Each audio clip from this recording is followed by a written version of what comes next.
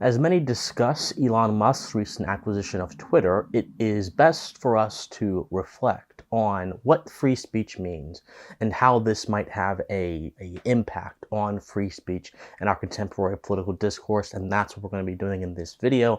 But before we get into that, my friends, I want to tell you guys about a free speech organization that I actually believe really fights for free speech in the areas we most need it, and that is college campuses. Uncensored America is an organization that goes around campuses in America and they host voices who have been silenced by big tech platforms or by other censorious forces. And recently they did an event at Penn State with Alex Stein and Gavin McInnes, which got quite rowdy and unfortunately was shut down by a riotous Antifa mob. But they are doing an event in the University of Tennessee, Knoxville, between John Doyle and Hunter Abalone, where they're going to be debating gender roles. I wholeheartedly support this organization. I wholeheartedly support free speech, and I encourage you guys to do so as well. Go to uncensoredamerica.us and you will be able to get tickets for free to what is sure to be a seismic event. Now, let us get into this video. My friends, Elon Musk's recent acquisition of Twitter has not come easy.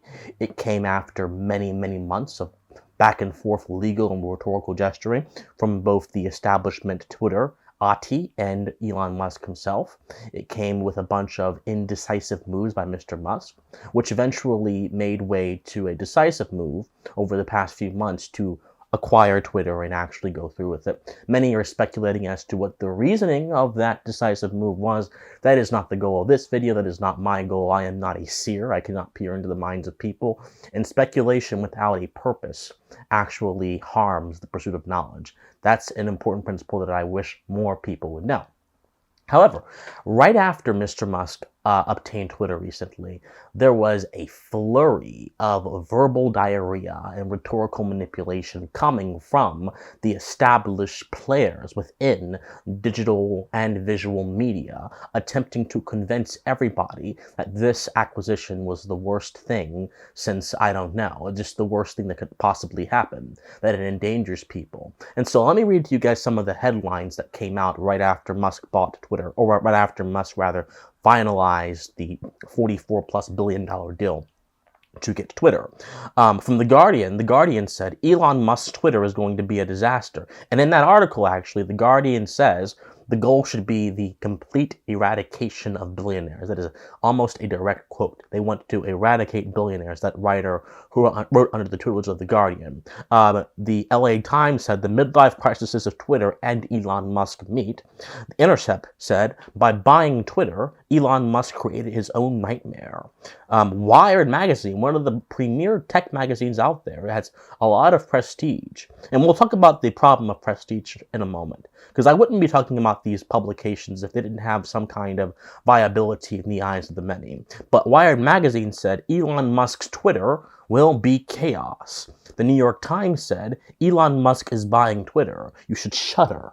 I mean, then there are many more headlines. The Independent declared Twitter to be dead. There are all kind of requiems, however you say that word, and autopsies and tributes and obituaries being said for Twitter. In fact, one piece had the date that Twitter was established up until 2022 to signify that it's actually dying this year. So obviously there is a linguistic rhetorical campaign going on to manipulate public opinion against Twitter. But it's unfortunate that the same players who are playing this kind of game, and I'll mention their arguments in a second, but they're playing this kind of game, this kind of sensationalist game, they are the reason this acquisition had to happen in the first place. Many people don't understand that in this digital age, how human beings communicate is drastically different than how they communicated even 15 or 20 years ago. And in accordance with that, certain platforms have more significance to cultural discussions than others. Not only that, but certain platforms also have more significance to information dissemination. And so, Musk's entire argument here, whether you believe he actually believes it or not, which is a secondary thing, is that these platforms that play such a role in influencing our perception of society and reality must be kept as unabated and free from censorious stuff as possible. Wired magazine argued that this hurts marginalized communities. The Guardian and the New York Times argued that Musk's tactics reflect the tactics of robber barons during the Gilded Age. You see, when you don't want to engage with someone else's arguments, when you don't want to engage with the merits of a claim, you engage with an aspect of your opponent's character. This is the classic ad hominem, non sequitur attack that is used to distract from serious, real conversations.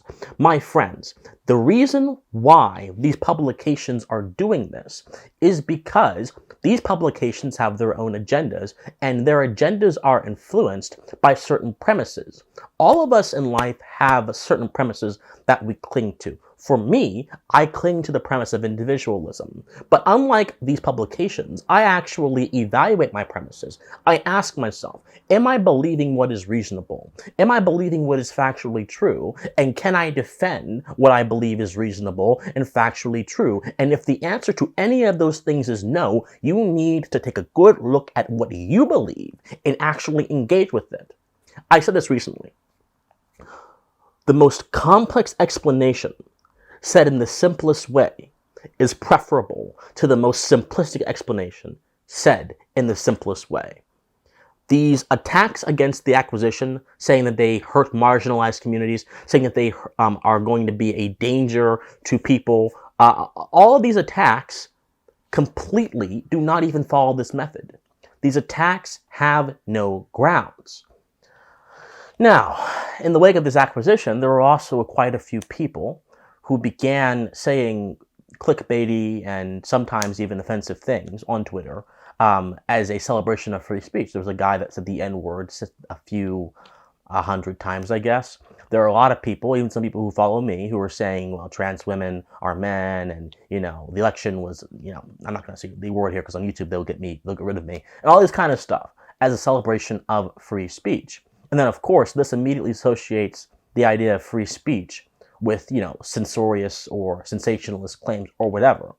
And so I really wanted the goal of this video to be actually exploring what it means to have free speech. Actually exploring that and appreciating that more so than anything else.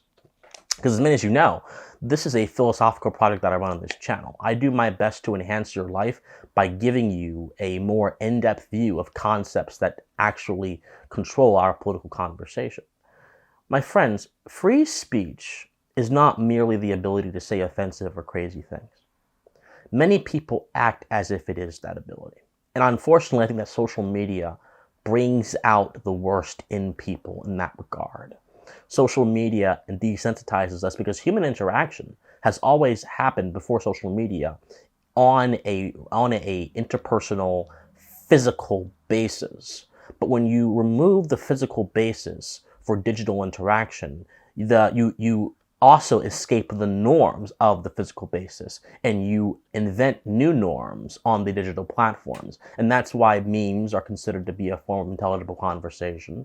That's why insulting people and dehumanizing people are common standards of engagement today. Not because human beings haven't always been this way, but because new norms bring out new principles in man.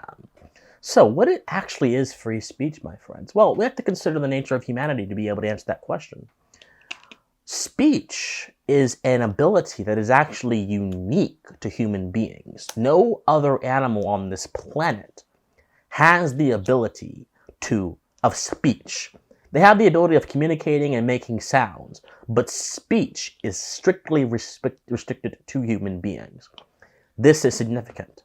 So speech, being a concept that is unique to human beings, are also informed by the principles that human beings rest upon. Human beings, one of the distinguishing principles of humanity is our ability to think, our ability to be rational. No other animal on this planet has the ability to be rational. Every other animal on this planet is guided by instinct. Now, our ability to be rational allows us access to this world in a way that, again, other animals really don't have. It allows us to see the nature of the world more differently. It allows us to understand concepts, to distinguish between true and false, to distinguish between light and dark, to also use our understanding of the world to conform our actions to the best path possible. And by doing these simple things, by understanding that we are rational creatures, understanding the world for what it is, and then using our will in accordance with those two understandings, man went from the caves to the stars. We created civilization. We created societies in which we cooperate mutually and share value mutually. Free speech is a part of this equation. See, a lot of people justify free speech on the basis of ignorance. Well, if I don't know what a bad argument is, how can I beat bad arguments? Yeah, that's just one function of free speech. The true significance of free speech is the fact that without speech, man can't communicate effectively. And without the ability to communicate effectively, man can't understand the world around him. And without the ability to understand the world around him, man cannot exist in any coherent capacity. Free speech is quite literally the result of processes that allow human beings to live in the first place. That's the significance of free speech. Now, with that being the case, I want you guys to have a picture in your head. So, free speech is the tool. Free speech is simply saying that a natural ability man has, i.e. to speak, must remain unmolested so that he can live. Okay, that's a tool. But free speech does not tell you what you should say. Free speech does not direct you or direct your reason as to what is beneficial to say and what is not beneficial to say. Rather, it is simply a tool in the hands of the wielder. Once again, too many people treat free speech as a value. Free speech is not a value. Free speech is governed by values.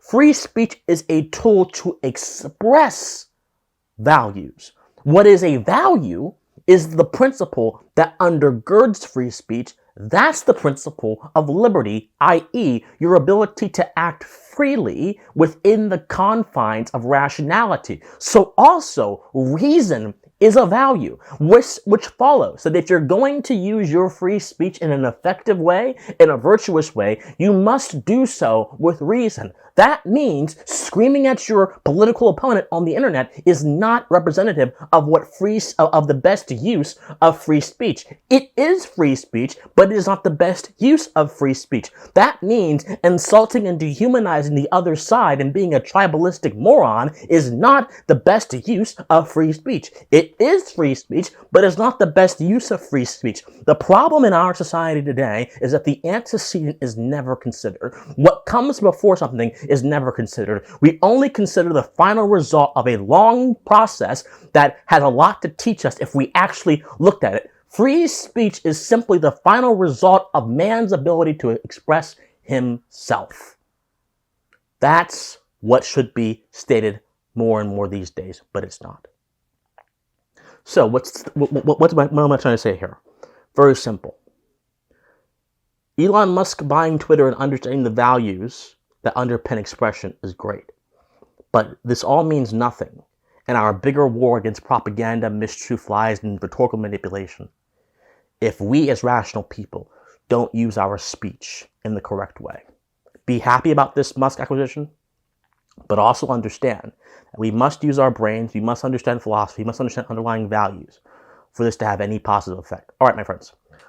Think on it. I love you guys so much. If you love me, please be sure to go to my Patreon, patreon.com/PhiddleCWatson. Please be sure to buy some of my merch from my website, christianjwatson.com. Please be sure to like, comment, share, subscribe to this video. My friends, I love you guys so much, and please stay pensive. Bye, guys.